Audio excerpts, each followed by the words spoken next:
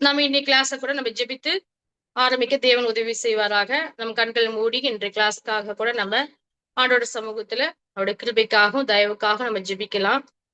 நீங்கள் அன்பு ஆண்டவரே, இந்த வேலைக்காய் உமக்கு ஸ்தோத்திரம். இந்த நாள்ல கூட மீண்டுமாய் நாங்கள் சகோதரிகளாய் உம்முடைய பாதத்துல வருவதற்கு எங்களுக்கு உதவி செய்தீர். அதுக்காய் உமக்கு ஸ்தோத்திரம். இந்த நாள் வரையும் எங்களை காத்து வழி நடத்தி எங்களை உம்முடைய கிருபையினால் ஒவ்வொரு நாளும் போஷித்து நடத்துவதற்காக எமக்கு நன்றி செலுத்துகிறோம். இந்த வேலையை ஆசீர்வதிங்க ஏசப்பா. சத்திய வசனத்தை கேட்க வந்திருக்கிற எங்களை பலப்படுத்துங்க. இதோ உங்களுடைய பாதத்தில் அமர்ந்து நாங்கள் சத்தியங்களை கேட்கும் போது தேவன் எங்களுக்கு தேவையான ஒரு வெளிச்சத்தையும் ஆண்டவரே ஒரு சத்தியத்துக்கு உரிய புரிதலையும் புரிந்து கொண்டு நாங்கள் அது கீழ்ப்படிய எங்களுக்கு உதவி செய்ய வேண்டுமாய் நாங்கள் கெஞ்சுகிறோம். குறிப்பாக குழந்தை வளர்ப்பு குறித்து நாங்கள் படிக்கும் போது தேவனே வேதத்தின் அடிப்படையில் நாங்கள் கற்றுக்கொண்டு அதன்படி நாங்கள் எங்கள் பிள்ளைகளை ஆண்டவருக்கு பிரியமான வழியில் வளர்த்துவதற்கு எங்களுக்கு உதவி செய்யுங்க. வந்த ஒவ்வொரு சகோதரிகளையும் ஆசீர்வதிங்க. வருகின்ற சகோதரிகளை நீ அழைத்து வாருங்க ஏசப்பா. அதே போல அடியனுக்காக ஜெபிக்கிறேன். அடியனும் கூட சத்திய வசனத்தை ஆண்டவரே உம்முடைய கிருபையினால் பிரசங்கிப்பதற்கு உதவி செய்யுங்க. வழி நடத்துங்க. எந்த விதமான ஒரு டிஸ்டர்பன்ஸ் இல்லாதபடிக்கு தேவன் பொறுப்படுத்திக் கொள்ள வேண்டுமாய் நாங்கள் கெஞ்சுகிறோம். கர்த்தாவே ஆசீர்வதிங்க. இயேசுவின் மூலம் பிதாவே, ஆமேன். நம்ம கர்த்தரை ஸ்துதிக்கும் வண்ணமாக திண்டுக்கல் சபையில இருக்கக்கூடிய பிரியா அவங்க நமக்காக பாடல் பாடி நம்ம கர்த்தரை நம்ம ஸ்தோத்தரிக்கலாம்.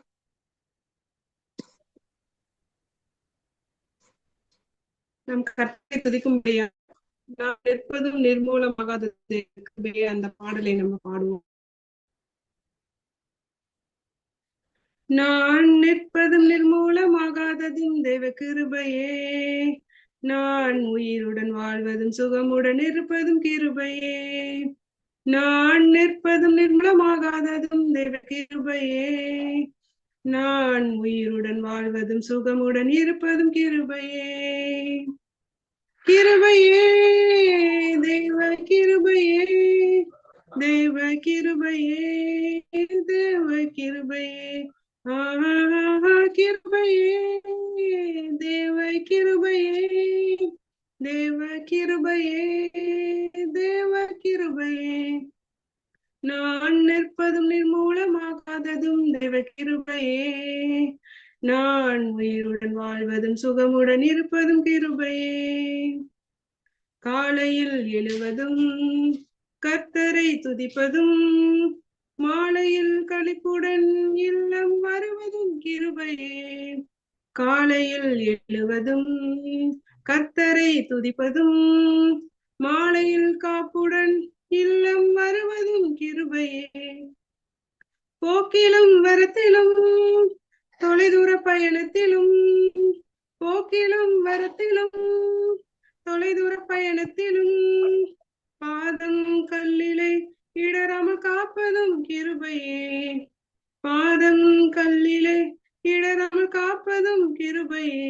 நான் நிற்பதும் நிர்மூலமாகாததும் தேவ கிருபையே, நான் உயிருடன் வாழ்வதும் சுகமுடன் இருப்பதும் கிருபையே. நான் நிற்பதும் நிர்மூலமாகாததும் தேவ கிருபையே, நான் உயிருடன் வாழ்வதும் சுகமுடன் இருப்பதும் கிருபையே. அக்கினி நடுவினிலே என்னை எரித்திட நேர்ந்தாலும், தூதனாக நின்று என்னை காப்பதும் கிருபையே. அக்கினி நடுவினிலே என்னை எரித்திட நேர்ந்தாலும், தூதனாக நின்று என்னை காப்பதும் கிருபையே. ஆலையின் நடுவினிலும் சீரிடும் புயலினிலும், ஆலையின் நடுவினிலும் சீரிடும் புயலினிலும் நீர்மேல் நடந்து வந்து என்னை காப்பதும் கிருபையே. நீர்மேல் நடந்து வந்து என்னை காப்பதும் கிருபையே. நான் நிற்பதும் நிர்மூலமாகாததும் தேவ கிருபையே, நான் உயிருடன் வாழ்வதும் சுகமுடன் இருப்பதும் கிருபையே. நான் நிற்பதும் நிர்மூலமாகாததும் தேவ கிருபையே, நான் உயிருடன் வாழ்வதும் சுகமுடன் இருப்பதும் கிருபையே. கண்ணீர் கவலைகளில் கஷ்ட நஷ்டங்களில் துஷ்டனின் கைக்கு விலக்கி காப்பதும் கிருபையே. கண்ணீர் கவலைகளில் கஷ்ட நஷ்டங்களில் துஷ்டனின் கைக்கு விலக்கி காப்பதும் கிருபையே. ஆற்றி தேற்றியே அரவணைத்திடும், ஆற்றி தேற்றியே அரவணைத்திடும் மாபெரும் கிருபையே எங்கள் தேவ கிருபையே. மாபெரும் கிருபையே எங்கள் தேவ கிருபையே. நான் நிற்பதும் நிர்மூலமாகாததும் தேவ கிருபையே. நான் உயிருடன் வாழ்வதும் சுகமுடன் இருப்பதும் கிருபையே. நான் நிற்பதும் நிர்மூலமாகாததும் தேவ கிருபையே. நான் உயிருடன் வாழ்வதும் சுகமுடன் இருப்பதும் கிருபையே. கிருபையே தேவ கிருபையே, தேவ கிருபையே, தேவ கிருபையே. கிருபையே தேவ கிருபையே, தேவ கிருபையே, தேவ கிருபையே. கர்த்தருடைய நாமம் மகிமைப்படுவதாக. ஆமென். ஆமென். தேங்க்ஸ்பா. சில அருமையான அந்த சாயந்தர பொழுதுல நம்ம மீண்டுமாக கூட பிள்ளைகளை நம்ம வேதத்தின் அடிப்படையில நம்ம எப்படி வளர்க்க வேண்டும் என்ற குறித்த சத்தியத்தை தொடர்ந்து படிக்க தேவன் நமக்கு உதவி செய்வாராக. கடந்த கிளாஸ்ல நம்ம பார்க்கும்போது பிபிலிக்கல் பிரின்சிபல்ஸ், அதாவது வேதத்தின் அடிப்படையில நம்ம பிள்ளைகளை வளர்ப்பதற்கான காரியங்கள் குறித்து நம்ம என்ன பண்ணோம், சத்தியங்களை குறித்து நம்ம தியானிச்சோம். அதுல முதலாவது சத்தியம் என்ன தியானிச்சோம் அப்படின்னா, பிள்ளைகளை நம்ம நடத்தணும். அவங்கள நம்ம தான் என்ன பண்ணணும், எது சரி எது தவறு, எது தேவனுக்கு பிரியமான வழி, எது தேவனுக்கு பிரியமில்லாத வழின்னு சொல்லி கொடுத்து நம்ம பிள்ளைகளை வளர்த்தக்கூடிய பெற்றோர்களா நம்ம காணப்படணும் அப்படின்னு ஒரு ஃபர்ஸ்ட் சத்தியத்தை நம்ம படிச்சோம். நம்ம நமக்கு பெஸ்ட், அதாவது பிள்ளைகளை வளர்ப்பதற்கு அந்த பெஸ்ட் பிளேஸ் அப்படின்னா ஆண்டவருடைய சமூகம். ஆண்டவருடைய சமூகத்துல போய் நம்ம பலனையும் கிருபைகளையும் ஞானத்தையும் பெற்றுக்கொண்டு நம்ம என்ன பண்ணணும், பிள்ளைகளை வேதத்தின் அடிப்படையில நம்ம வளர்க்கணும். பிள்ளைகள் தானா வளர மாட்டாங்க. நம்ம என்ன பண்ணணும், பிள்ளைகளை நடத்த வேண்டிய வழியில நம்ம நடத்தக்கூடியவங்களா இருக்கணும் அப்படின்று முதலாவது சத்தியத்தை நம்ம தியானிச்சோம். ரெண்டாவது பார்க்கும்போது, நம்ம பிள்ளைகளை வளர்க்கும் போது பிள்ளைகளுடைய ஆத்தும நலன், ஸ்பிரிச்சுவல் காரியங்களை குறித்து அதிகமா நம்ம எப்பயும் என்ன பண்ணணும், முக்கியத்துவம் கொடுக்கக்கூடிய பெற்றோர்களா நம்ம காணப்படணும் அப்படின்னு ரெண்டாவது சத்தியத்தை நம்ம தியானிச்சோம். ஸ்பிரிச்சுவல் லைஃப்ல அதிகமா முக்கியத்துவம் கொடுத்து நம்ம பிள்ளைகளை சிறு குழந்தையில இருந்து வளர்க்கக்கூடிய ஒரு பெற்றோரா நம்ம காணப்படணும். குறிப்பா அம்மாக்களா நம்ம காணப்படணும்னு பார்த்தோம். அதுல பார்க்கும்போது முதலாவது பார்க்கும்போது பிள்ளைகளுக்கு ஆத்மாவுக்கு மிக முக்கியமானது தேவனுடைய வசனமும் ஜபமும் பார்த்தோம். கடந்த வாரத்துல நம்ம என்ன வாசிச்சோம்னா, வேத அறிவு, சத்திய வசனத்தை சிறு குழந்தையில இருந்து நம்ம எப்படி பிள்ளைகளுக்கு சொல்லி கொடுத்து வளர்க்கணும் அப்படின்ற காரியத்தை குறித்து நம்ம கடந்த வாரத்துல நம்ம தியானிச்சோம். ஒருவேளை நீங்க கடந்த கிளாஸ் நீங்க கேட்கல அப்படின்னா என்னுடைய கிளாஸ் ரெக்கார்டிங் நீங்க கேளுங்க. சோ அதோட தொடர்ச்சி தான் நம்ம என்ன பண்ண போறோம், இன்னைக்கு நம்ம தியானிக்க போறோம். அப்ப வேத அறிவை நம்ம என்ன பண்ணணும், சிறு வயதுல இருந்து சத்திய வசனத்தை சொல்லி சொல்லி சொல்லி நம்ம என்ன பண்ணணும், பிறந்த குழந்தையில இருந்து நம்ம என்ன பண்ணணும், சொல்லி அவங்கள வேத அறிவுல வளர்க்கக்கூடியவங்களா இருக்கணும்ட்டு நம்ம கடந்த வாரத்துல பார்த்தோம். இன்னைக்கு அதே ரெண்டாவது விஷயமாகிய அதாவது ஆவிக்குரிய வாழ்க்கையில முக்கியத்துவம் கொடுக்கக்கூடிய ஜெப வாழ்க்கையை குறித்து நம்ம என்ன பண்ணணும், பிள்ளைகளுக்கு அதிகமா சொல்லி கொடுக்கக்கூடிய ஒரு பெற்றோர்களா நம்ம காணப்படணும். அப்போ பிரேயர் லைஃப், அதாவது பிள்ளைகளுக்கு எப்படி நம்ம ஜெபத்தை குறித்து சிறு வயதுல இருந்து சொல்லி கொடுக்கணும் அப்படின்ற காரியத்தை குறித்து இன்னைக்கு நம்ம தியானிக்கலாம். நம்ம பிள்ளைகளை நம்ம என்ன பண்ணணும், சின்ன வயசுல இருந்தே நம்ம ஜெபிக்கிற பழக்கத்தை நம்ம என்ன பண்ணணும், பிள்ளைகளுக்கு சொல்லி கொடுக்கக்கூடிய அம்மாக்களா நம்ம இருக்கணும். நம்ம சிறு குழந்தை தானே, அந்த குழந்தைக்கு ஜெபிக்கிறதுனா என்னன்னு எப்படி தெரியும், ஜெபிச்சா புரியுமா அப்படின்னு நம்ம நினைக்கவே கூடாது.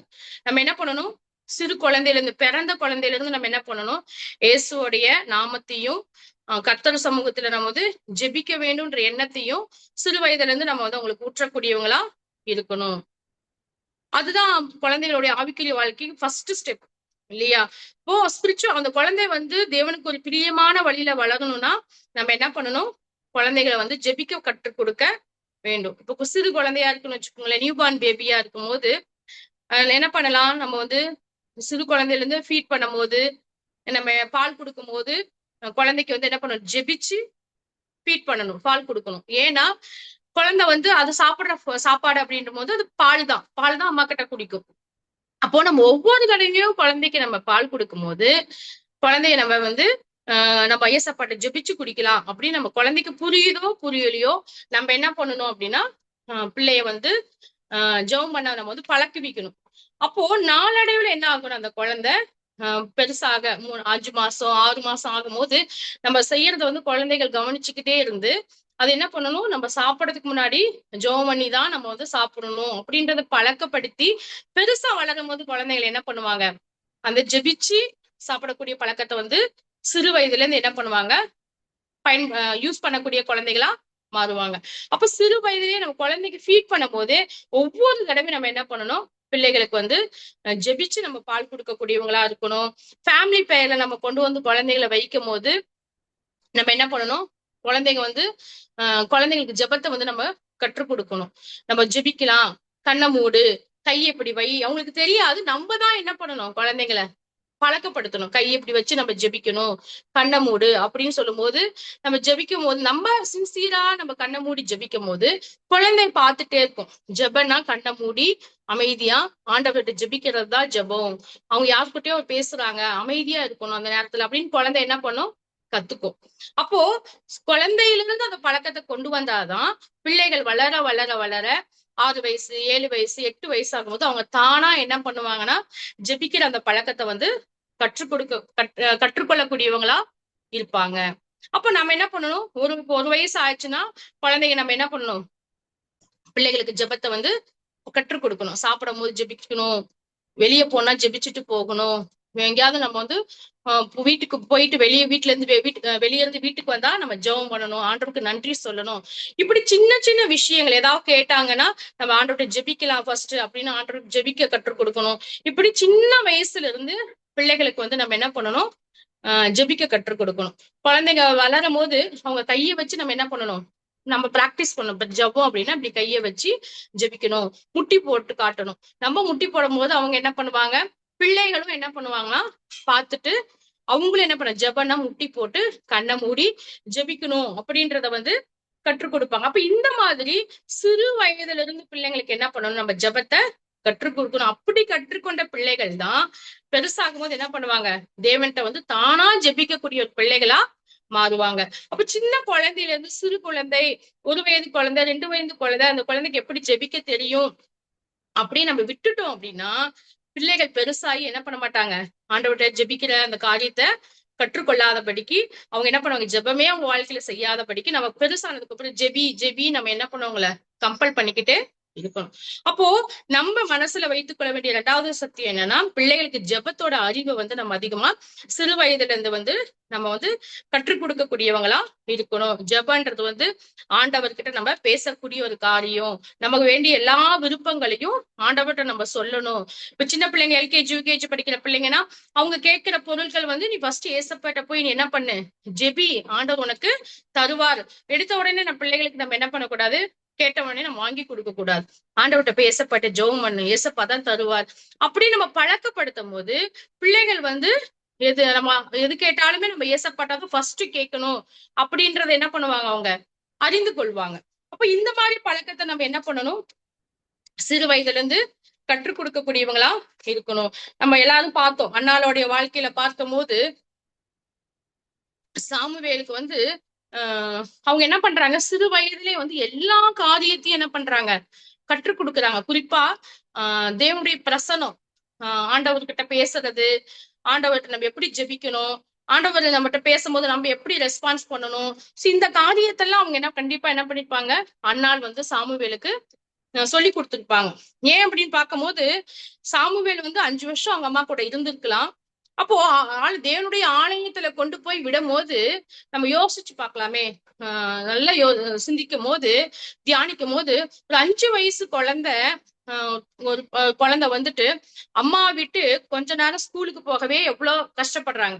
காலையில இருந்து போயிட்டு சாயந்தரம் ஸ்கூலுக்கு வரணும் அப்படின்னா அவங்க என்ன பண்றாங்க, சில குழந்தைகளை அழுகுவாங்க. எல்கேஜி யூகேஜி எல்லாம் சேர்த்தனோம்னா அந்த கொஞ்ச நேரத்துல எங்க அம்மா அப்பாவை விட்டு பிரிஞ்சு இருக்க மாட்டேன் அப்படின்னு சொல்லிட்டு பிள்ளைங்க ஸ்கூலுக்கே போகாதுங்க. ஸ்கூல் எப்ப முடியும், எப்ப அப்பா அம்மா வந்து நம்மளை கூட்டிட்டு போவாங்க அப்படின்னு சொல்லிட்டு என்ன பண்ணுவாங்க, ரெடியா குழந்தைங்க அழுதுட்டே இருக்குங்க.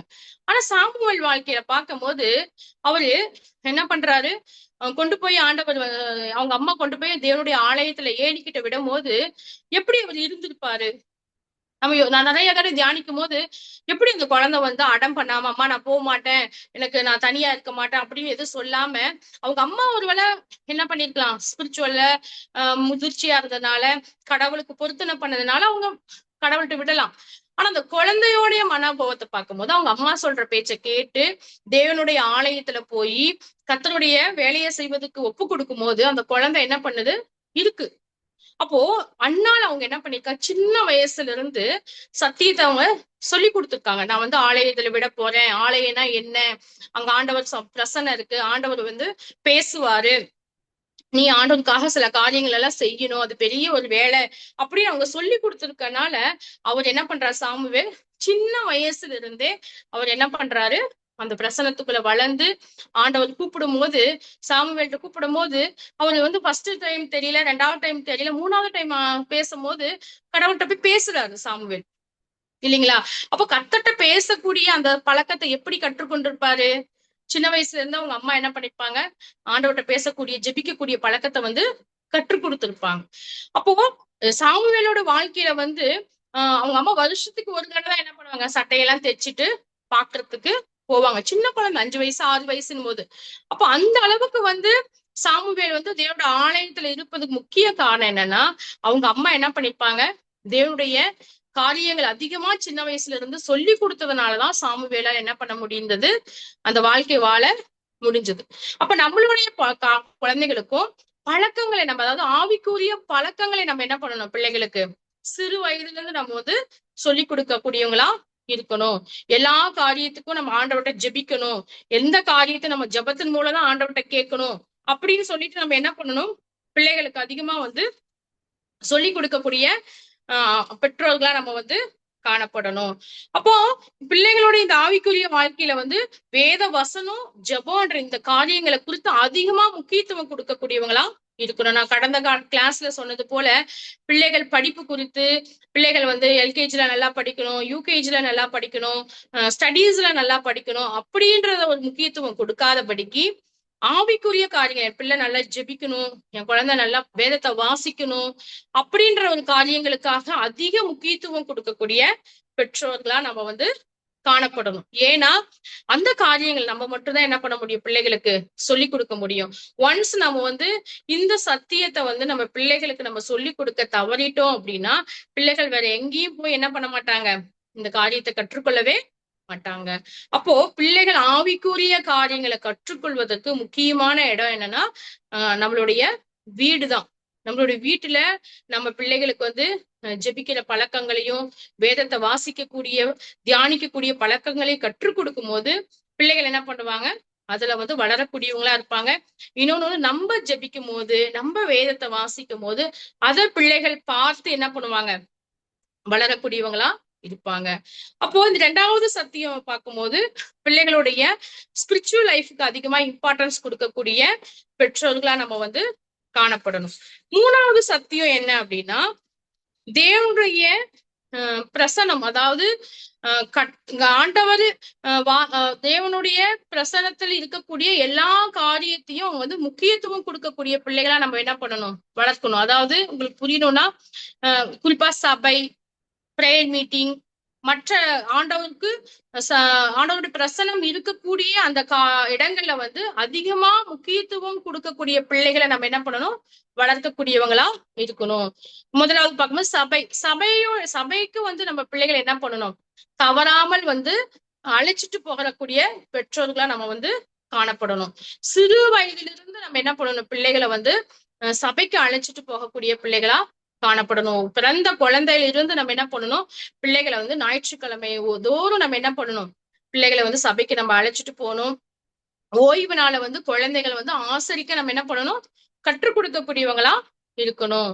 அப்போ சின்ன குழந்தை, பிறந்த குழந்தைய நம்ம என்ன பண்ணணும், தேவனுடைய ஆலயத்துக்கு நம்ம அழைத்து சொல்லணும். ஏன்னா வேதத்துல பழைய ஏற்பாடு காலத்திலயும் வாசிக்கிறோம், புதிய ஏற்பாடு காலத்திலயும் நம்ம வாசிக்கிறோம். என்ன பண்றாங்க வந்துட்டு பிறந்த குழந்தை என்ன பண்றாங்க, தேவனுடைய ஆலயத்துக்கு அழைத்து செல்றாங்க, நம்ம பார்க்கிறோம். இப்ப நம்மளோட குழந்தைகளும் 7வது நாள் வந்து தேவனுடைய ஓய்வு நாள், அங்க தேவனை போய் நம்ம ஆராதிக்கணும். சபைன்றது தேவனுடைய பிரசனம், தேவன் அங்க வந்து வாசம் பண்றாரு, அங்க வந்து உலாவுகிறார். அப்போ அந்த பிரசனத்துக்கு நம்ம வந்து பிள்ளைகளை அழைத்து செல்லும்போது பிள்ளைகள் என்ன பண்ணுவாங்க, அந்த பழக்கங்களை வாரந்தோறும் ஞாயிற்றுக்கிழமை சபைக்கு போக வேண்டும் என்ற பழக்கத்தை வந்து அவங்களை அறிந்து கொள்ளக்கூடியவங்களா இருப்பாங்க. அது மட்டும் இல்லாதபடிக்கு நம்ம சபைக்கு போகும்போது நம்ம என்ன பண்ணணும், சபைக்கு பிள்ளைகளை வந்து முக்கியத்துவத்தை நம்ம வந்து சொல்லி கொடுக்கணும். சபைன்றது என்ன, சபைக்கு வந்து நம்ம முன்னாடியே நம்ம போகணும், அங்க தேவனை நம்ம ஆராதிக்க போறோம். அப்போ சபையில வந்து குழந்தைகள் நீங்க வந்து அமைதியா இருக்கணும், பாட்டை பாடணும், வேத வசனங்களை கேட்கணும். சிறு வயதுல வந்து பிள்ளைகள் அங்கேயும் இங்கேயும் ஓடக்கூடாது, விளையாடக்கூடாது, சபையுடைய காரியங்களை வந்து அமைதியா இருக்கணும். அப்படின்ற எல்லா காரியங்களையும் நம்ம என்ன பண்ணணும், சின்ன பிள்ளைங்களுக்கு நம்ம சொல்லி கொடுக்கணும். இப்ப ஏலியோட பிள்ளைகள் பார்க்கும்போது ஆண்டவர் என்ன சொல்றாரு, ஏலி பிள்ளைகள் வந்து தேவனுடைய பிரசன்னத்துல வந்து என்ன பண்றாங்க, கர்த்தருக்கு பயப்படாதபடிக்கு துணிகரமா என்ன பண்றாங்க, பாவங்கள் செய்யக்கூடியவங்களா இருக்காங்க. நம்ம அதான் வந்து 1 சாமுவேல்ல நம்ம வந்து வாசிப்போம். நம்ம நிறைய தடவை நம்ம வந்து 1 சாமுவேல்ல வாசிச்சிருக்கோம் அந்த சத்தியத்தை. அப்போ 1 சாமுவேல்ல பார்க்கும்போது 1 சாமுவேல் 2ல எல்லாம் வாசிக்கும் போது ஏலியோடைய பிள்ளைகள் வந்து என்ன பண்ணுவாங்க, கடவுளுடைய ஆசாரிப்பு கூடாரத்துல வந்து பலி செலுத்தக்கூடிய இடத்துல வந்து எப்படி இருக்கணும்னு ஆண்டவர் வந்து மோசேக்கு வந்து சொல்லியிருக்காரு. அது எல்லாருக்குமே ஆளுநருடைய பிள்ளைகள் அவங்களுக்கு வந்து தெரியும். ஆனாலும் அவங்க வந்து என்ன பண்றாங்க, கடவுளுக்கு பயப்படாதபடிக்கு அங்க என்ன பண்றாங்க, துணிகரமான பாவங்களை வந்து செய்யறாங்க. அது தேவனுடைய பிரசனம், கர்த்தர் அங்க வாசம் பண்றாரு, அவருடைய மகிமை அங்க நிறைஞ்சிருக்கு. அங்க வந்து பாவங்களை செலுத்தக்கூடிய ஒரு பலியோட இடமா காணப்படுகிறது. நம்மள அந்த ஊழியத்தை செய்யறோம் அப்படின்னு ஒரு பயம் இல்லாதபடிக்கு அவங்க என்ன பண்றாங்க, துணிகரமா பாவங்கள் செய்யறாங்க. அப்போ என்ன ஆகுது, கர்த்தர் கோபம் கொண்டு அவருடைய பிள்ளைகளை வந்து எலியோடைய பிள்ளைகளை வந்து அழித்து போடுறாரு, அவர் வந்து சாகடிக்கிறார். அப்போ ஏலி வந்து என்ன பண்றாரு, நல்லா கண்டித்து உணர்த்தாதபடிக்கு அவர் என்ன பண்றாரு, கேஷுவலா விட்டுறாரு. இப்ப நம்மளுடைய பிள்ளைகளையும் வந்து நம்ம என்ன பண்ணக்கூடாது, சிறு வயதுல இருந்து, சின்ன பிள்ளை தானே, சபையில வந்து சில இடங்கள்ல என்ன பண்றாங்க, பிள்ளைகளுக்கு சபையிலேயே செல்போன் கொடுத்து செல்போன் பார்க்க விடுறாங்க, செல்போன் கேம் விளையாட விட்டுறாங்க, சர்ச்சில் ஒரு மூலையில உட்கார வச்சிடுறாங்க, இல்ல பிள்ளைகளை வெளியே போய் உட்கார்ந்துட்டு சொல்லி அப்படியே அனுப்பிடுறாங்க. அப்போ குழந்தைகளுக்கு வந்து தேவனுடைய பிரசனம் என்னன்றது சொல்லி கொடுக்காம நம்ம என்ன பண்றோம், பிள்ளைகளை வந்து வளர்த்தக்கூடியவங்களா காணப்படுகிறோம். அது தவறான ஒரு காரியம். அப்ப நம்ம சபைக்கு வந்து சிறு வயதுல இருந்து நம்ம என்ன பண்ணணும், பிள்ளைகளை நம்ம சர்ச்சுக்கு போறோம், ஞாயிற்றுக்கிழமையானா நம்ம குழந்தைகளுக்கு என்ன சொல்லி தரோம், ஞாயிற்றுக்கிழமை வந்து சீக்கிரமா சர்ச்சுக்கு போய் நம்ம வந்து 10 மணிக்கு சபைனா 9:55 9 10 நிமிஷத்துக்கு முன்னாடியே போய் நம்ம என்ன பண்ணணும், சபையில வந்து கடவுளுக்காக காத்திருக்கணும் அப்படின்ற பழக்கங்களை வந்து நம்ம என்ன பண்ணணும், சொல்லி கொடுக்கணும். ஏன்னா தேவன் வந்து சபையில வந்து நமக்காக காத்திருக்கிறார். நம்ம ஃபர்ஸ்ட் போய் ஆண்டவரை வந்து ஆராதிக்கக்கூடியவங்களா இருக்கணும், அது தேவனுக்கு ரொம்ப பிரியமானது அப்படின்னு சொல்லிட்டு நம்ம சொல்லி கொடுக்கணும். அதே போல சபையில பிள்ளைகள் வந்து என்ன பண்ணணும், விளையாடக்கூடாது, பேசக்கூடாது, இடையில எழுந்து நடக்க, அது கஷ்டமான ஒரு காரியங்கள்லாம். ஆனாலும் நம்ம என்ன பண்ணணும், பிள்ளைகள் செய்யறாங்கன்னு சொல்லிட்டு நம்ம அப்படியே விட்டுடக்கூடாது. ஏலி அப்படிதான் பண்றாரு. ஏலிக்கு வந்து தேவன் சொல்றாரு உங்க பிள்ளைகள் எல்லாம் தப்பு செய்யறாங்க, ஆனா ஏலி என்ன சொல்றாரு பண்றாரு, கண்டிக்காத போன பாவத்து நிமித்தம் அவர் என்ன பண்றாரு, அவர் வந்து அது வாசிச்சிருப்போம், அவர் என்ன பண்ண மாட்டாரு, அது கண்டிக்க மாட்டாரு, அப்படியே விட்டுருவாரு கர்த்தர் சொன்னதுக்கு அப்புறமும். அதனாலதான் கர்த்தருக்கு என்ன ஆகுது, ரொம்ப கோபம் வந்து என்ன பண்றாரு, அவரு பிள்ளைகளை வந்து கொன்னு போட்டுறான்னு சொல்லி பாக்குறோம். அப்ப பிள்ளைகள் சொல்றது கேட்க மாட்டாங்கதான். ஆனா நம்ம என்ன பண்ணணும், பிள்ளைகளுக்கு தொடர்ந்து நம்ம வந்து சொல்லி கொடுக்கக்கூடியவங்களா இருக்கணும். சபையில எப்படி இருக்கணும், சபையில எப்படி இருக்கக்கூடாது, விளையாடக்கூடாது, அடிக்கடி எழுந்து போகக்கூடாது, இந்த மாதிரி நம்ம என்ன பண்ணணும், சொல்லி கொடுக்கணும். இன்னொன்னு வந்து வாரம் வாரம் பிள்ளைகளை வந்து சபைக்கு நம்ம அழைத்துட்டு போகணும். இன்னைக்கு நிறைய பெற்றோர்கள் என்ன பண்றாங்கன்னா, குழந்தைங்களை வீட்டுல விட்டுட்டு பெற்றோர்கள் பெரியவங்க மட்டும் என்ன பண்றாங்க, சர்ச்சுக்கு வராங்க. அது சிறு குழந்தைகள் அப்படின்னா தாத்தா பாட்டி கிட்ட விட்டுட்டு என்ன பண்றாங்க, சபைக்கு வந்து வராங்க. அப்படி நம்ம பழக்கப்படுத்தவே கூடாது. நம்ம வந்து நம்ம குடும்பமா, கடவுள் நமக்கு கொடுக்கப்பட்ட குழந்தையோட நம்ம குடும்பத்துல யார் யார் இருப்பாங்களோ எல்லாம் சேர்ந்து நம்ம கர்த்தரோட நாமத்தை வந்து தொழுது கொள்ளக்கூடியவங்களா இருக்கணும்னு சொல்லிட்டு பிள்ளைகளுக்கு வந்து நம்ம சின்ன விஷயத்துல இருந்து நம்ம என்ன பண்ணணும், கற்றுக் கொடுக்கக்கூடியவங்களா இருக்கணும். அதே போல வர்ஷிப்ல சண்டே காரியங்களை வந்து என்ன வந்து சொல்லி தராங்க, என்ன பாட்டு சொல்லி தராங்க, அதெல்லாம் கவனிக்கக்கூடிய பிள்ளைகளா இருக்கணும். கொஞ்சம் வளர்ந்த பிள்ளைகள் என்ன பண்ணணும், நம்ம வீட்டுக்கு வந்து பெற்றோர்களாகி நீங்க சபையில என்ன கிளாஸ் எடுத்தாங்க, என்ன சத்தியங்கள் சொல்லி கொடுத்தாங்க, நீ என்ன கற்றுக்கொண்ட அப்படின்னு நம்ம பிள்ளைகளை வந்து கேள்வி கேட்கணும். அப்பதான் பிள்ளைகள் என்ன பண்ணுவாங்க, சபையில உட்காந்து சத்தியங்களை வந்து கற்றுக்கொள்வாங்க. ஏன்னா நம்ம நினைக்கிறோம் அது சின்ன குழந்தைங்க தான், நீங்க எப்படி 2 hours 3 hours உட்காந்து சர்ச்சில் கவனிக்கும் நம்ம நினைக்கிறோம். அப்படி நினைக்க தேவையில்லை. ஸ்கூல்ல பிள்ளைங்க என்ன பண்றாங்க, காலையில 9:30 இருந்து சாயந்தரம் 3:30 வரைக்கும் என்ன பண்றாங்க, டீச்சர்ஸ் முன்னாடி உட்காந்து லெசன் கேட்கிறாங்க, எல்லாம் படிக்கிறாங்க. அப்போ குழந்தைகள் அவ்வளவு நேரம் உட்கார்ந்து அந்த காரியத்தை வந்து கவனிக்கும் போது கண்டிப்பா சபையில உட்கார்ந்து ஒரு 2 hours 2.5 hours வந்து சத்தியத்தை கவனிக்க வந்து கண்டிப்பா உங்களால முடியும். நம்ம என்ன பண்ணணும், அதை வந்து பிள்ளைகளுக்கு வந்து பழக்கப்படுத்தக்கூடியவங்களா இருக்கணும். அப்போ சிறு வயதுல இருந்து பிள்ளைகளை வந்து சபையை நேசிக்கக்கூடிய காரியத்தை நம்ம கற்றுக் கொடுக்கணும். சபைக்கு நம்ம வந்து போகிறதுக்கு அவங்களுக்கு உற்சாகப்படுத்தணும். கொஞ்சம் வளர்ந்த பிள்ளைகள்னா சபையில போய் வேலைகள் செய்வதற்கு அவங்களுக்கு என்ன பண்ணணும், நம்ம உற்சாகப்படுத்தணும். இப்போ சர்ச்சுக்கு போனா நம்ம தான் எல்லா வேலைகளும் செய்யணும். பாய் விரிக்கிறதுல இருந்து பாட்டு புக்கு எடுத்து வைக்கிறது, சேர் எடுத்து வைக்கிறது, வயசானவங்களுக்கு சாப்பாடு போட்டு கொடுக்கறது, இல்ல முடியாத குழந்தை வச்சிட்டு இருக்காங்கன்னா குழந்தைங்களை வந்து மற்ற அவங்களுக்கு ஹெல்ப் பண்ணணும், கொஞ்ச நேரம் தூக்கி வைக்கிறது. இப்ப இந்த மாதிரி காரியங்கள் எல்லாம் நம்ம என்ன பண்ணணும், பிள்ளைகளுக்கு சொல்லி கொடுக்கக்கூடிய பெற்றோர்களா இருக்கணும். அப்போ சபையோடைய முக்கியத்துவத்தை நம்ம என்ன பண்ணணும், நம்ம பிள்ளைகளுக்கு வந்து சொல்லி கொடுக்கணும். அது மட்டும் இல்ல, நம்ம வந்து கடவுளுக்கு காணிக்க கொடுக்கறத நம்ம என்ன பண்ணணும், சிறு வயதுல இருந்து பிள்ளைகளுக்கு சொல்லி கொடுக்கணும். இன்னைக்கு நிறைய குழந்தைகள் என்ன பெற்றோர்கள் என்ன பண்றதுன்னா, பிள்ளைகளை கையில காணிக்க கொடுத்து போட சொல்றதே இல்ல. அப்படி பண்ணக்கூடாது. நம்ம என்ன பண்ணணும், கடவுள் நமக்கு கொடுக்கப்பட்ட அந்த குழந்தைகளை வந்து சின்ன வயசுல இருந்து கடவுளுக்கு வந்து காணிக்க கர்த்தருக்கு கொடுக்கக்கூடிய அந்த பழக்கத்தை நம்ம என்ன பண்ணணும், நம்ம வந்து சொல்லி கொடுக்கணும். அவங்களுக்கு கையில காணிக்க கொடுத்து போட சொல்லணும். அப்படி போடும் போதுதான் அந்த பிள்ளைகள் என்ன பண்ணுவாங்க, பெருசா வளரும் போது கடவுளுக்காக நம்ம கொடுக்கணும், அதிக தேவன் நமக்கு என்ன கொடுக்குறாலும் அது தேவனுக்காக கொடுக்கணும்ன்ற அந்த பழக்கத்தை என்ன பண்ணுவாங்க, கற்றுக்கொள்வாங்க. நம்ம காயின் ஆபேல் பாக்குறோம். ஆபேல் காயின் என்ன பண்றாங்க, தேவ சமூகத்துல வந்து காணிக்கையை கொண்டு வராங்க இல்லைங்களா? அப்போ அது எங்க கற்றுக்கொண்டாங்க, ஆதாம் ஏவாள் வந்து சொல்லி கொடுத்துருப்பாங்க. இப்ப நம்ம பிள்ளைகளுக்கும் நம்ம கடவுள் நமக்கு கொடுக்கப்பட்ட, இப்ப வந்து சின்ன பிள்ளைங்கன்னா அவங்களுக்கு கிடைக்கிற பாக்கெட் மணி, அவங்களுக்கு கடவுள் கொடுக்கறது, இது வேலைக்கு போற பிள்ளைகள் வந்துட்டாங்க அப்படின்னா அவங்க சம்பாதிக்கக்கூடிய சம்பாதித்த கடவுளுக்கு வந்து நம்ம கொடுக்கணும் அப்படின்றத நம்ம என்ன பண்ணணும், பெற்றோர்கள் வந்து சொல்லி கொடுக்கக்கூடியவங்களா இருக்கணும். அது வந்து தேவன் வந்து விரும்புறாரு அப்படின்னு நம்ம என்ன பண்ணணும், பிள்ளைகளுக்கு சொல்லிக் கொடுக்கணும். அது எப்ப வரும்னா, சின்ன வயசுல இருந்து நம்ம என்ன பண்ணணும், பிள்ளைகளுக்கு அதிகமா வந்து கொடுக்கக்கூடிய அந்த காரியத்தை வந்து கற்றுக் கொடுக்கக்கூடியவங்களா இருக்கணும். அப்ப இந்த மாதிரி சபையோடைய ஆண்டவர் பிரசன்னம் இருக்கக்கூடிய சபை, கடவுளுடைய மற்ற மீட்டிங்ஸ், சர்ச் மீட்டிங், அதாவது பிரேயர் மீட்டிங்கு, காஸ்பல் மீட்டிங்கு, இல்லைன்னா காட்டேஜ் மீட்டிங்கு, இல்லைன்னா எந்த ஆவிக்குரிய காரியங்கள் இருந்தாலும் அதுல குழந்தைகளை நம்ம என்ன பண்ணணும், ஈடுபடுத்தணும். சில பேர் சர்ச்சுக்கு கூட்டிட்டு வருவாங்க, ஆனா பிரேயர் மீட்டிங்கு, ஃபாஸ்டிங் பிரேயரு, காஸ்பல் மீட்டிங் இதுல வந்து என்ன பண்ண மாட்டாங்க, குழந்தைகளை வந்து வந்து கூட்டிட்டு வர மாட்டாங்க. ஆனா வேதம் என்ன சொல்லுதுன்னா, பிள்ளைகளை வந்து எல்லா ஆவிக்குரிய வாழ்க்கையிலும் நம்ம என்ன பண்ணணும், அழைச்சிட்டு வந்து அவங்கள வந்து கொண்டு வரக்கூடிய பெற்றோர்களா நம்ம இருக்கணும்னு நம்ம வந்து வேதத்துல வந்து பாக்குறோம். இன்னைக்கு எக்ஸாம்பிள் நான் சொன்னா, அப்போஸ்தலர்கள் 2வது 21வது வசனத்துல ஒரு வசனம் வாசிக்கிறேன். அதுல வந்து பார்த்தோன்னா, பவுலுக்கு வந்து சென்ட் ஆஃப் கொடுப்பாங்க மிஷனரி ஜேர்னிக்காக போகும்போது. அப்போஸ்தலர் 21:5 வாசிக்கலாம். அதாவது 21:5 பவுல் என்ன பண்றாங்க, அவங்க வந்து கப்பல்ல எல்லாம் வந்து கொஞ்ச நாள் தங்கிட்டு அவங்க என்ன பண்றாங்க, வேற இடத்துக்கு வந்து போறாங்க. 4 வாசிக்கணும். 21:4 அவ்விடத்துள்ள சீஷர்களை கண்டுபிடித்து அங்க 7 நாள் தங்கினோம். அவர்கள் பவுலை நோக்கி, நீர் எருசலேமுக்கு போக வேண்டாம் என்று ஆவியின் ஏவுதனால் சொன்னார்கள். அந்த நாட்கள் நிறைவேறின பின்பு நாங்கள் புறப்பட்டு போகையில் அவர்கள் எல்லாரும் மனைவிகளோடும் பிள்ளைகளோடும் கூட பட்டணத்துக்கு புறம்பே எங்களை வழியில் விட்டு அனுப்பும்படி வந்தார்கள். அப்பொழுது கடற்கரையை நாங்கள் முழங்கால் படிட்டு ஜெபம் பண்ணினோம். இங்க எதுக்காக இந்த வசனத்தை வாசிக்கிறேன்னா, இங்க வந்து பவுல் வந்து போகிறாங்க.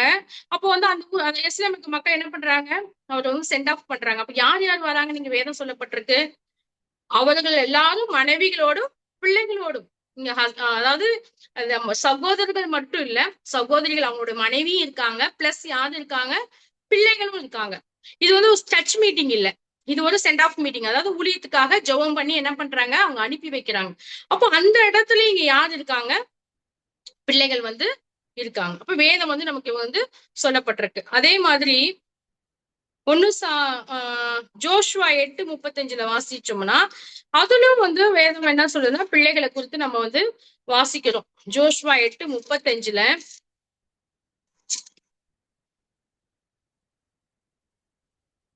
மோசே கட்டளையிட்ட எல்லாவற்றையும் ஜோஷுவா இஸ்ரவேலின் முழு சபைக்கும் ஸ்திரீகளுக்கும் பிள்ளைகளுக்கும் அவர்களுக்குள் நடமாடி சஞ்சரித்த அந்நியர்களுக்கு முன்பாக ஒரு வார்த்தை விடாமல் வாசித்தான்.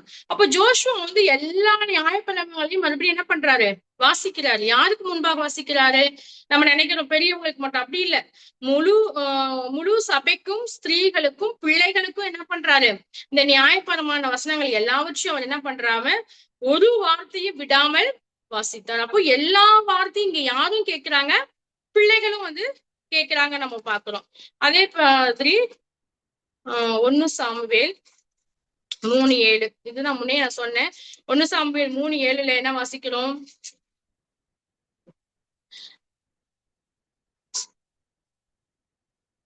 சாமுவேல் கர்த்தரை இன்னும் அறியாதிருந்தான், கர்த்தருடைய வார்த்தை அவனுக்கு இன்னும் வெளிப்படவில்லை. அப்போ கர்த்தர் வந்து இங்க சாமுவேல்கிட்ட வந்து பேசும்போது அவர் சிறு பிள்ளையா இருந்தாருன்னு சொல்லி நம்ம வாசிக்கிறோம். சிறு பிள்ளையா இருக்கும் போது என்ன பண்றாரு, கர்த்தர் வந்து சாமுவேல் கிட்ட பேசினார். அப்போ நான் எதுக்காக இந்த வசனங்கள் வாசிக்கிறேன்னா, சிறு பிள்ளைகளும் தேவனுடைய பிரசன்னத்துல வந்து கொண்டு வருவது ரொம்ப ரொம்ப முக்கியம். இன்னைக்கு நம்ம என்ன பண்றோம் அப்படின்னா, இயேசு கிறிஸ்துவே புதிய ஏற்பாட்டுல சொல்ற சிறு பிள்ளைகள் என்னிடத்தில் கொண்டு வாருங்க, உங்களை தடை செய்யாதீங்கன்றாரு. நம்ம என்ன நினைச்சுக்கிறோம், ஐயோ குழந்தைங்க வந்தா ஆண்டவரோட பிரசனத்துக்குள்ள வரும்போது டிஸ்டர்ப் பண்றாங்க, ஆனால் நம்ம என்ன பண்றோம், பிரசனத்தை விட்டு வெளியே அழைச்சிட்டு போறதுக்கு தான் பாக்குறோம். நம்ம அப்படி இருக்கக்கூடாது. குழந்தைகளை என்ன பண்ணணும், ஆண்டவருடைய பிரசனத்துக்குள்ள அழைத்து வரக்கூடிய ஒரு பெற்றோர்களா இருக்கணும். அப்போ சபை கூட்டங்கள், எல்லா ஜப கூட்டங்கள், gospel meeting, cottage meeting, send off meeting, இந்த மாதிரி என்னது ஊழியத்துக்காக அனுப்பக்கூடிய ஒரு காரியங்கள். இப்ப இந்த மாதிரி எல்லா சூழ்நிலையும் நம்ம பிள்ளைகளை என்ன பண்ணணும், நம்ம வந்து அவங்கள வந்து அழைச்சிட்டு வர்றதுக்கு பழக்கப்படுத்தக்கூடிய பெற்றோர்களா நம்ம வந்து காணப்படணும். அப்போ இந்த மாதிரி சபையக்கூடிய எல்லா காரியங்களும் பிள்ளைகள் என்ன பண்ணணும், கற்றுக்கொள்ளக்கூடியங்களா காணப்படணும். கடவுள் இன்னொரு என்ன சொல்லி தரோம்னா, கடவுள் அந்த பிள்ளைகளுக்கு கொடுக்கப்பட்ட தாளந்துகள், ஆவிக்குரிய வரங்கள், பணம், அவங்களுடைய ஹெல்த், இதெல்லாம் கடவுளுக்காக நம்ம பயன்படுத்தணும் அப்படின்றத நம்ம என்ன பண்ணணும், நம்ம பிள்ளைகளுக்கு சொல்லி கொடுக்கக்கூடியவங்களா இருக்கணும். இன்னைக்கு வந்து நிறைய என்ன பண்றாங்க, இந்த மாதிரி கடவுள் நமக்கு கொடுத்த ஹெல்த், மணி, இது எல்லாமே வந்து எப்படி செலவு பண்ணணும்னு தெரியாம இன்னைக்கு என்ன பண்றாங்க, பிள்ளைகள் தவறான விதத்துல செலவு பண்றாங்க. ஆனா நம்ம தான் என்ன பண்ணணும், நம்ம கடவுள் கொடுக்கப்பட்ட நேரங்களை வேஸ்ட் பண்ணக்கூடாது. பைபிள் படிக்கணும், ஜெபம் பண்ணணும், படிக்கணும், ஆண்டவருக்காக நேரத்தை செலவிடணும். கடவுள் நமக்கு கொடுக்கப்பட்ட பணங்களை தேவனுக்காக செலவு பண்ணணும். இந்த மாதிரி கடவுள் நமக்கு என்னென்ன நன்மைகளை ஆசீர்வாதங்களை கொடுத்துருக்காரோ அதை ஆண்டவருக்காக நம்ம செலவு பண்ணணும். சிறு வயதுல இருந்து நம்ம என்ன பண்ணணும், பிள்ளைகளுக்கு சொல்லி சொல்லி கொடுத்து வளர்த்தணும். சிறு பிள்ளைகளுக்கு பாக்கெட் மணி இருந்தா அதை சேர்த்து வச்சு நம்ம என்ன பண்ணலாம், வந்து ஏழை எளிய மக்களுக்கு உதவி செய்யணும்னு சொல்லி கொடுக்கணும். ஊழியங்களுக்கு தாங்குவதற்காக கொடுக்கணும் அப்படின்னு சொல்லி கொடுக்கணும். இப்ப இந்த மாதிரி நம்ம சொல்லி கொடுக்கும் போதுதான் பிள்ளைகள் வளரும் போது என்ன பண்ணுவாங்க, இந்த காரியங்கள் எல்லாம் கற்றுக்கொள்ளக்கூடிய ஒரு பிள்ளைகளாக மாறுவாங்க. இப்ப நம்ம இந்த மாதிரி சிறு வயதுல இருந்து நம்ம என்ன பண்ணணும், கற்றுக் கொடுக்கக்கூடியவங்களா இருக்கணும். அது ரொம்ப ரொம்ப முக்கியம். இப்ப நம்ம கடவுளுடைய இந்த சபை, இந்த பிரசனம், இதுல எல்லாவற்றையும் நம்ம பிள்ளைகளை வந்து கூட்டிட்டு வந்து பழக்கப்படுத்தணும். அது இல்லாம வீட்டுல இருக்கும் போதும் கூட ஃபேமிலி ப்ரேயர்ல குழந்தைகள் வந்து கலந்து கொள்ளணும்னு நம்ம கற்றுக் கொடுக்கணும். வீட்டுல நடக்கக்கூடிய எல்லா ஜபம் கூட்டங்களுக்கும் பிள்ளைகள் வரணும்னு கற்றுக் கொடுக்கணும். அது இல்லாதபடிக்கு தேவன் கொடுக்குற எல்லா ஆசீர்வாதத்தையும் வேஸ்ட் பண்ணாம நம்ம வந்து பழக்கணும் அப்படின்றத காரியத்தையும் நம்ம வந்து கற்றுக் கொடுக்கக்கூடியவங்களா இருக்கணும். இந்த மாதிரி ஆவிக்குரிய விஷயங்களை நம்ம என்ன பண்ணணும், பிள்ளைகளுக்கு அதிகமா சொல்லி கொடுக்கணும். கர்த்தருடைய பிரசன்னத்தை பத்தி அதிகமா சொல்லி கொடுக்கணும். ஏலியோட பிள்ளைகள் போல நம்ம என்ன பண்ணக்கூடாது, ஏலி மாதிரி நம்ம என்ன பண்ணக்கூடாது, கண்டு காணாம அசட்டியா நம்ம விட்டுறக்கூடாது. சிறு குழந்தை தானே, இதுக்கு என்ன தெரிய போகுது அப்படி நம்ம விட்டுட்டோம்னா அந்த குழந்தைகள் என்ன நம்ம பாக்குதோ அதுதான் கற்றுக்கணும். இப்ப எக்ஸாம்பிள் வந்து சபையில வந்து கடவுள் சமூகத்துல வந்து நம்ம பயபக்தியா பாட்டு பாடுறோம், நம்ம பயபக்தியா வேதத்தை வாசிக்கிறோம், பிரசங்கத்தை கவனிக்கிறோம். அப்படின்னும் போது குழந்தைகள் அதை கவனிச்சுட்டே இருப்பாங்க. குழந்தைகள் என்ன பண்ணுவாங்க, அப்போ வந்து ஆண்டோடைய சமூகம்னா இப்படிதான் உட்கார்ந்து இருக்கணும், இப்படிதான் பண்ணணும் அப்படின்னு குழந்தைகள் வந்து கற்றுக்கொள்வாங்க. சில சமயம் என்ன பண்ணுவாங்க, சபையிலயா இருக்கட்டும், மற்ற ஜெப கூட்டங்களா இருக்கட்டும், குழந்தைகளோட நம்ம விளையாடும் போது, நம்ம குழந்தைங்களை கொஞ்சிட்டு இருக்கும் போது பிள்ளைங்க என்ன நினைச்சுக்குவாங்கன்னா, அது வந்து இப்படிதான் அவங்களுக்கு புரியாது. வீட்டுல இருக்கிற மாதிரிதான் இங்கேயே இருக்கிறோம் அப்படின்னு குழந்தைகள் என்ன பண்ணுவாங்க, தவறா மிஸ் அண்டர்ஸ்டாண்டிங் பண்ணிக்குவாங்க. அப்போ இது ஒரு அம்மா இருக்காங்கன்னா கடவுளுடைய சமூகத்துல அம்மா எப்படி இருக்காங்க, ஒரு பாட்டி இருக்காங்கன்னா கர்த்தருடைய சமூகத்துல வரும்போது எப்படி இருக்காங்க அப்படின்றதுக்கும் வீட்டுல இருக்கிறதுக்கும் வித்தியாசத்தை நம்ம வந்து காட்டணும். ஆண்டவருடைய சமூகம் வந்தா நம்ம விளையாட்டு, நம்ம வந்து மற்ற காரியங்கள் எதுவும் செய்யாதபடிக்கு பயபக்தியான ஆண்டவர் சமூகத்துல இருக்கும்போது குழந்தைகள் அதை பார்த்து என்ன பண்ணுவாங்க, கற்றுக்கொள்ளக்கூடியவங்களா இருப்பாங்க. நம்ம ஜெபிக்கும் போது கண்ணை மூடாம நம்ம வேடிக்கை பார்த்துட்டு நம்ம குழந்தை கூட விளையாண்டுட்டு இருந்தோம்னா சிறு வயதுல இருந்து பிள்ளைகள் வளரும் போது என்ன பண்ணுவாங்க, இப்படியேதான் பழகிக்குவாங்க. அப்போ நம்ம அந்த அந்த காரியத்தை வந்து ஆண்டவர்கிட்ட பேசணும்னா நம்ம குழந்தைங்களுக்கு செல்லம் கொடுத்து வளர்த்தலாம், கொஞ்சலாம். ஆனா கடவுள் சமூகத்துல வரும்போது இப்படிதான் இருக்கணும் அப்படின்றத வந்து பிள்ளைகள் வந்து கற்றுக்கொள்ளக்கூடியவங்களா இருக்கணும். இப்போ நம்ம வந்து ஓவராலா பார்க்கும் போது தேவனுடைய பிரசன்னத்துல வந்து பிள்ளைகளை வந்து சரியான விதத்துல கொண்டு வரக்கூடிய பெற்றோர்களா நம்ம காணப்படணும். முக்கியத்துவத்தை நம்ம வந்து என்ன பண்ணணும், அதிகமா சொல்லி கொடுக்கணும். அப்பதான் வந்து பிள்ளைகள் வளர வளர என்ன பண்ணுவாங்கன்னா அதிகமா தேவ பிரசன்னத்தை உணர்ந்து கடவுளுக்கு பயந்து தேவனுடைய பிரசன்னம் எப்படிப்பட்டதுன்றதை வந்து அவங்க என்ன பண்ணுவாங்க, புரிந்து கொள்ளக்கூடியவங்களா இருப்பாங்க. அது வந்து மூணாவது சத்தியம்.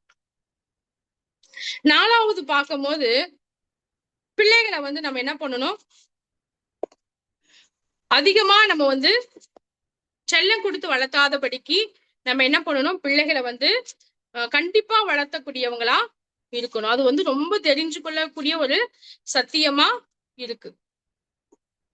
அதாவது நம்ம இப்ப என்ன பண்றோம்னா, அநேகருக்கு திருமணம் ஆகி சில சமயம் 3 வருஷம் குழந்தை இல்ல, 4 வருஷம் குழந்தை இல்ல, 5 வருஷம் குழந்தை இல்ல, அதுக்கப்புறம் குழந்தை பிறக்குது அப்படின் போது நம்ம என்ன பண்ணணும், அதிகமான செல்லத்தை கொடுத்து பிள்ளைகளை வந்து வளர்ப்போம். அதாவது கண்டிக்கவே மாட்டோம் நம்ம.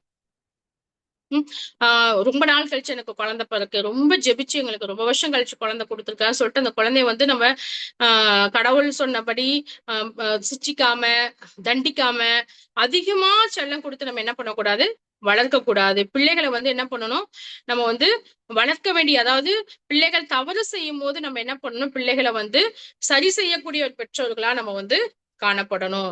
இப்ப நம்ம பிள்ளைகள் என்னதான் நமக்கு வந்து கடவுள் வந்து ரொம்ப நாள் கழிச்சு கிடைச்சாலும் சரி, உடனே கிடைச்சிருந்தாலும் சரி, பிள்ளைகளை ரொம்ப நேசிச்சாலும் நம்ம என்ன பண்ணணும், பிள்ளைகளை வந்து கண்டித்து வளர்த்துக்கக்கூடிய ஒரு பெற்றோர்களா நம்ம வந்து காணப்படணும். அது ரொம்ப வந்து முக்கியம். செல்லம் கொடுத்து நம்ம என்ன பண்ணக்கூடாது, கெடுத்துடக்கூடாது.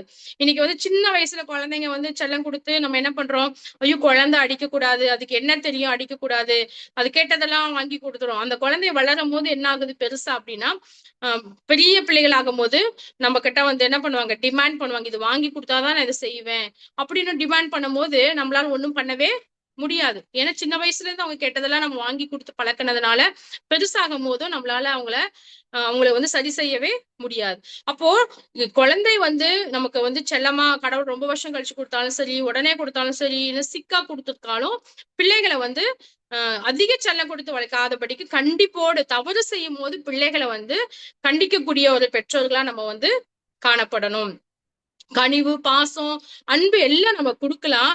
பட் அது வந்து அவங்களுடைய பாவத்தை வந்து அவங்க பாவம் செய்யும் போது அந்த பாவத்தை மறைப்பதற்காக நம்ம என்ன பண்ணக்கூடாது, அதிகமான அன்பை காட்டி மூடி மறைக்க நம்ம கூடாது. குழந்தைகள் பாவம் செஞ்சிருக்கு, தப்பு செஞ்சிருக்குன்னா அதுக்கான தண்டனைகளை நம்ம கொடுத்து அதை நம்ம என்ன பண்ணணும், சரி செய்யக்கூடியவங்களா இருக்கணும். ஏன்னா நம்ம நிறைய வசனங்கள் நம்ம வந்து வாசிச்சிருக்கோம் இல்லைங்களா, பிள்ளைகளை வந்து நம்ம தண்டிக்காம விடக்கூடாது. ஏன்னா வந்து பிள்ளைகளோட இருதயத்துல மதியினம் வந்து ஒட்டி இருக்கும் அப்படின்னு சொல்லிட்டு இப்ப பிறமையை நம்ம என்ன பண்ணணும், கையாள வேணும்னு சொல்லிட்டு வேதம் நமக்கு வந்து சொல்லுது.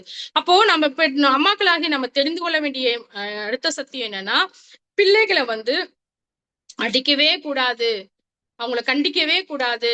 சில குடும்பத்துல வந்து அம்மா அப்படி இருப்பாங்க, இல்லைன்னா அப்பா அப்படி இருப்பாங்க இல்லைங்களா, பிள்ளை எதுவும் சொல்லாத, எதுவும் மிரட்டாத, சின்ன குழந்தை அதுக்கு என்ன தெரியும், அடிக்காத அப்படின்னுவாங்க. அப்படி எல்லாம் பண்ணக்கூடாது. வேதம் என்ன சொல்லுது, பிறம்பை கையாடாதவன் தன் பிள்ளையை பகைக்கிறான்னு சொல்லுது. நீங்க வந்து அடிக்கல அப்படின்னா குழந்தைக்கு நீங்க யாரு, எதிரி. வேதம் சொல்லுது, நான் சொல்லல. பைபிள் கர்த்தர் என்ன சொல்றாரு? நீ பிள்ளைய அடிக்கலைன்னா நீ பிள்ளைக்கு யாரா இருக்க? சத்துருவா இருக்க. அப்ப நம்மையே தெரியாம நம்ம பிள்ளைக்கு என்ன இருக்கும்? எதிரியா இருக்கும். தன் பிள்ளைய நேசிக்கிறவங்க என்ன பண்ணுவாங்க? பிள்ளைகளை வந்து கண்டிக்கக்கூடியவங்களா இருப்பாங்க. அப்போ நம்ம என்ன பண்ணணும்? பிள்ளைகளை வந்து தவறு செஞ்சா கண்டித்து உணர்த்தக்கூடிய பெற்றோர்களா காணப்படணும். பிள்ளைகள் தவறு செய்யும் போது கூப்பிட்டு, ஏன் தப்பு செஞ்ச, எதுக்காக தப்பு செஞ்ச, இந்த தப்பு செய்யறது நிமித்தம் உனக்கு தண்டனைகள் உண்டுன்னு சொல்லிட்டு நம்ம என்ன பிள்ளைகளை பிரம்பெடுத்து அடிக்கணும். அடிச்சு முடிச்சதுக்கு அப்புறம் நம்ம பிள்ளைகளை கூப்பிட்டு வச்சு என்ன பண்ணணும்? எதுக்கு அடிச்ச, நீ என்ன தப்பு செஞ்ச, அம்மா நேசிக்கிறானா, நீ தப்பு செஞ்சதுனாலதான் நான் அவனை அடிச்சேன் அப்படின்னு சொல்லிட்டு நம்ம பிள்ளைகளுக்கு வந்து தவறுகளை வந்து எடுத்து சொல்லக்கூடியவங்களா காணப்படணும். கோவத்துல என்ன பண்ணக்கூடாது? பிள்ளைகளை வெளுத்து வெளுத்து நம்ம வெளுத்து கட்ட கூடாது இல்லைங்களா? அது வந்து பிள்ளைகளுக்கு வந்து இன்னும் மோசமான ஒரு காரியமா போயிடும். அப்போ பிள்ளைகள் வந்து நம்ம வந்து தவறுகள் செய்யும் போது அவங்களுக்கு வந்து நம்ம வந்து பிரம்புகளை வந்து கையாளக்கூடியவங்களா காணப்படணும். அது நம்ம வேதத்துல நிறைய வசனங்கள் நமக்கு வந்து சொல்லப்பட்டிருக்கு. நம்ம வாசிக்கலாம். நீதிமொழிகள் சில வசனங்களை மட்டும் நான் வாசிச்சு காட்டுறேன். நீதிமொழிகள் 13:24 வாசிக்கும் போது, பிரம்பை, நான் சொன்ன வசனம் தான், பிரம்பை கையாடாதவன் தன் மகனை பகைக்கிறான், அவன் மேல் அன்பா இருக்கணும், அவனை ஏற்கனவே தண்டிக்கிறான். அப்போ இன்னைக்கு இருக்கக்கூடிய மாடர்ன் கல்ச்சர்ல பிள்ளைகளை அடிக்கிறதுனா பெற்றோர்கள் ரொம்ப பயந்துக்கிறாங்க. சில சமயம் அடிச்சா, ஃபாரின்ல அமெரிக்காலாம் பிள்ளைகளை அடிச்சா போலீஸ் வந்து பிடிச்சிட்டு போறாங்க. ஆனா கடவுள் நமக்கு என்ன சொல்லியிருக்காரு? பிரமை நீ கையாடணும், பிரமை நீ யூஸ் பண்ணல, குச்சி எடுத்து நீ அடிக்கல அப்படின்னா நீ பிள்ளைய வந்து பகைக்கிற அப்படின்றாரு. அப்புறம் நீதிமொழிகள் 19:18 வாசிக்கும் போது என்ன சொல்லப்பட்டிருக்கு? நீதிமொழிகள் 19:18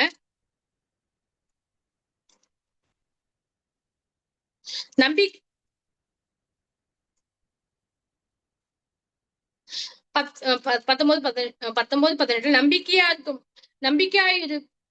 நம்பிக்கை இருக்கும் மட்டும் உன் மகனை சிச்சை செய், ஆனாலும் அவனை கொல்ல உன் ஆத்மாவை எழும்ப ஒட்டாதே.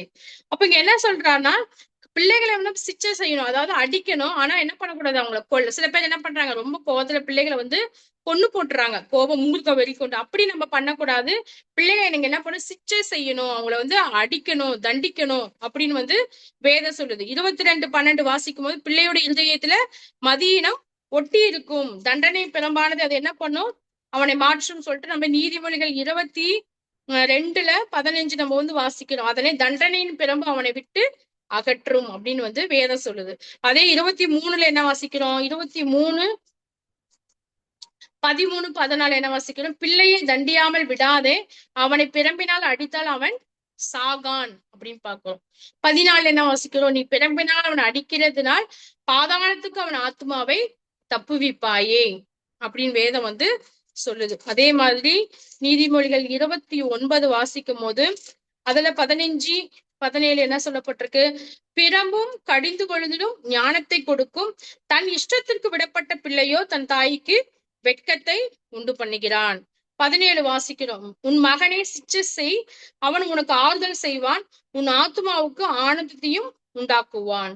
இப்ப எதுக்காக இதை வாசிக்கிற அப்படின்னா, வேதம் என்ன சொல்லுதுன்னா, பிள்ளைகள் தப்பு செய்யும் போது கண்டிக்கணும் அப்படின்னு வந்து வேதம் வந்து கர்த்தர் வந்து சொல்றாரு.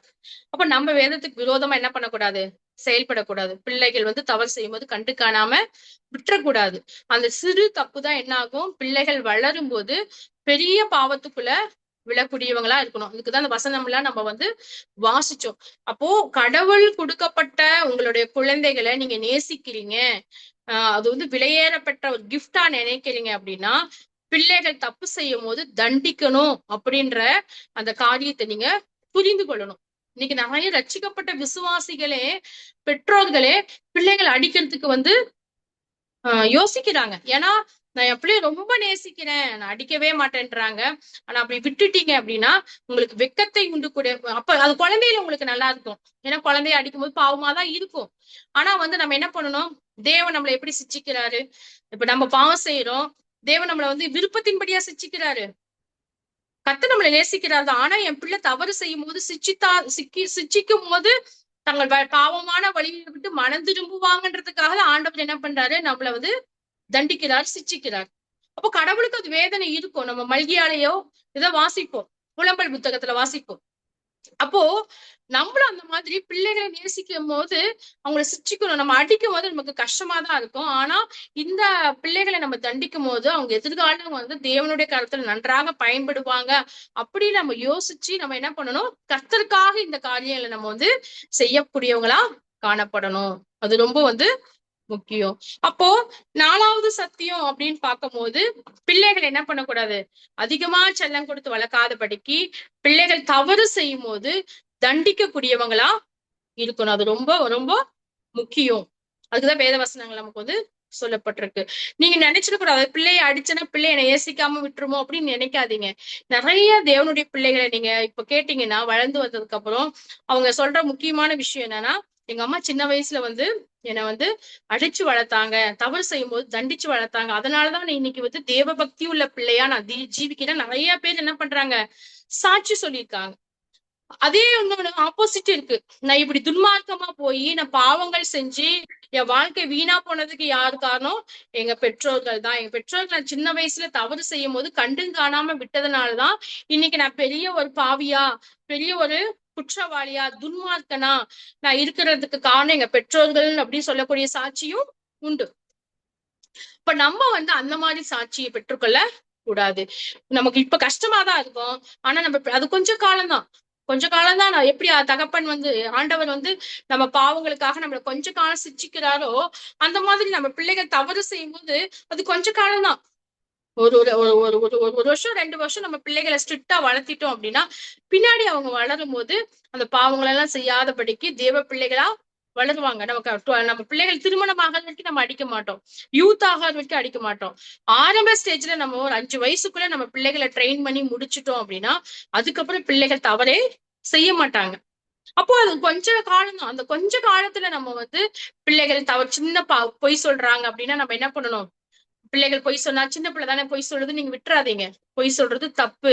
ஸ்கூல்ல இருந்து சின்ன ரப்பர் தூக்கிட்டு வராங்க, ஸ்கேல் தூக்கிட்டு வராங்க, பென்சில் தூக்கிட்டு வராங்க போது தெரியாம தானே எடுத்துட்டு வந்து, சும்மா சின்ன பென்சில் அப்படி நம்ம விடக்கூடாது. இந்த விஷயத்த நம்ம விட்டுட்டோம்னா பெருசாகும் போது பெரிய பாவங்கள் செய்யும் போது அதுங்க கேக்குங்க. அப்ப நீங்க சொல்லும் போது, அம்மா அன்னைக்கு பென்சில் எடுத்துட்டு வந்தா நீங்க ஒண்ணும் சொல்லல, இப்ப மட்டும் ஏன் திட்டுறீங்க அப்படின் போது பிள்ளைகள் வந்து புரிந்து கொள்வாங்க. அப்போ நம்ம என்ன பண்ணணும், நம்மளுடைய கண்களுக்கு வந்து பிள்ளைகள் வந்து சின்ன தவறு செய்யறாங்க, சின்ன பொய் சொல்றாங்க, ஸ்கூல்ல இருந்து ஏதாவது பொருட்களை எடுத்துட்டு வராங்க அப்படின் போது இது தவறு, இது பாவம், இது திருட்டு, இது திரும்ப நீ கொண்டு போய் கொடுக்கணும், இல்லைன்னா தேவன் தண்டிப்பாரு, இது தேவனுக்கு பிரியமில்லாத காரியம் அப்படின்னு இந்த சின்ன விஷயத்துல இருந்து நம்ம என்ன பண்ணணும், பிள்ளைகளுக்கு சொல்லி கொடுக்கக்கூடியவங்களா இருக்கணும். அது ரொம்ப முக்கியமான ஒரு காரியமா காணப்படுது. அப்போ இந்த மாதிரி பிள்ளைகளுக்கு வந்து நம்ம என்ன பண்ணணும், அவங்க தவறு செஞ்சா தண்டிக்கக்கூடியவங்களா இருக்கணும். சோ அடுத்த கிளாஸ்ல நம்ம வந்து பிள்ளைகளை எப்படி எல்லாம் தண்டிக்கலாம் அப்படின்ற காரியத்தை குறித்து நம்ம வந்து தியானிக்கலாம். அதாவது தண்டிச்சு வளர்த்தனா எப்படி பிள்ளைகள் இருப்பாங்க, நம்ம பிள்ளைகளை தண்டிக்காம விட்டுட்டா எப்படி பிள்ளைகள் மாறுவாங்கன்றது குறித்து நம்ம வந்து டீட்டெயிலா வந்து படிக்கலாம். அப்ப இன்னைக்கு பார்த்த சத்தியங்கள் பார்க்கும் போது டோட்டலா 4 சத்தியங்கள் நம்ம இது வரைக்கும் தியானிச்சிருக்கோம். முதலாவது, பிள்ளைகளை நடத்த வேண்டிய வழியில பிரின்சிபல்ஸ், அதாவது சைல்ட் ரேரிங் பிரின்சிபல்ஸ் அப்படின்னு பார்த்தோம் அப்படின்னா, முதலாவது பிரின்சிபல் வந்து பிள்ளைகளை நம்ம நடத்தணும். அது ரொம்ப முக்கியம். நீங்க நடத்தாம விட்டுட்டீங்கன்னா தன் இஷ்டத்துக்கு விடப்பட்ட பிள்ளையோ தன் தாய்க்கு வெக்கத்தை உண்டு பண்ணுவான். அப்போ நம்ம வந்து ஸ்ட்ரெயின் பண்ணி நம்ம என்ன பண்ணணும், பிள்ளைகளை வந்து எது சரி எது கெட்டதுன்னு சொல்லி கொடுத்து நம்ம என்ன பண்ணணும், அவங்களுக்கு எது சரியான வழியில் நடத்தக்கூடியவங்களா இருக்கணும். அது முதலாவது பிரின்சிபல். 2வது பார்க்கும்போது, பிள்ளைங்களுடைய ஸ்பிரிச்சுவல் லைஃபுக்கு அதிகமா முக்கியத்துவம் கொடுக்கக்கூடிய பெற்றோர்களா நம்ம காணப்படணும். உலக அறிவு அதிகமா நம்ம சொல்லி கொடுக்க தேவையில்லை.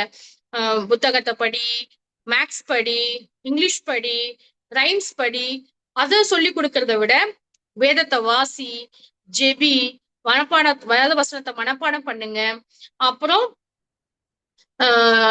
வேதவசனத்தை எப்படி நம்ம படிக்கணும், குவைட் டைம் எப்படி எடுக்கணும், இப்படி அந்தந்த வயசுக்கு ஏற்ற மாதிரி நம்ம பிள்ளைங்களுக்கு என்ன பண்ணணும், சொல்லி கொடுக்கக்கூடிய பிள்ளைகளா நம்ம பெற்றோர்களா நம்ம காணப்படணும்.